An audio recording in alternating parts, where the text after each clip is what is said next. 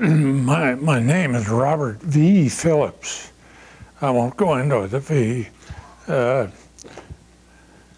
My position with the Department of Water and Power started out as a chainman on a survey party and ended up in 1975 as general manager and chief engineer. What is a chainman? Chainman is the lowest man on the totem pole in a survey party. He holds one end of a measuring tape in connection with making measurements for a survey. Okay. My first meeting with Mulholland was probably in 1923 or 24, when I would have been 6 or 7 years old. My mother took my younger brother and I downtown to see Santa Claus one December. And she stopped by my father's office to,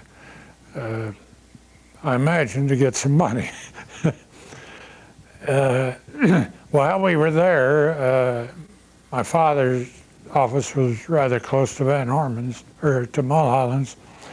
Mr. Mulholland came in to the office and said something about he had always wanted to meet these two boys. He'd heard a lot about them.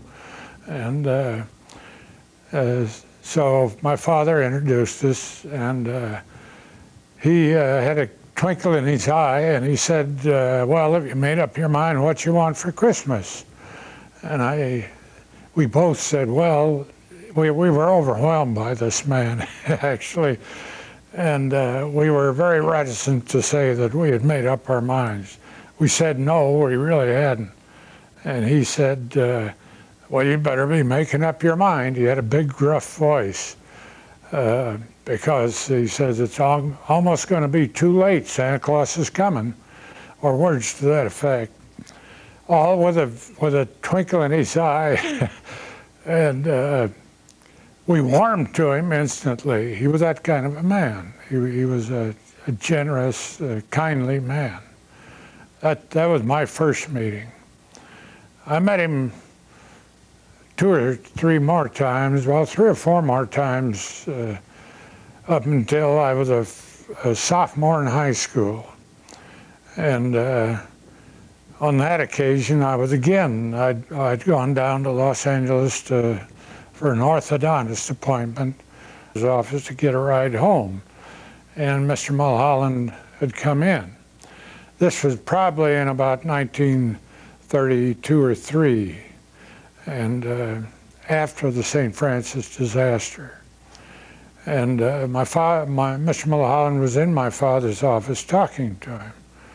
And I was told to go on in, that he'd be glad to see me, which he was. And again, he was very kind and interested in what I was doing, glad to hear that I was taking pre-civil engineering work. And I was shocked by his appearance, but I tried not to show it. And pretty soon he asked my father if he'd have a driver take him home. And he left, and that's the last I saw him, of course. He died in 1935. What was shocking about his appearance? Gaunt, haggard-looking, thin. He'd suffered. And yet he was still interested in me and asking me questions about what I was doing, and as I say, glad to hear that I was going to be a civil engineer. He said, well, he says, if you're as good as your father is, you'll be all right. That was it.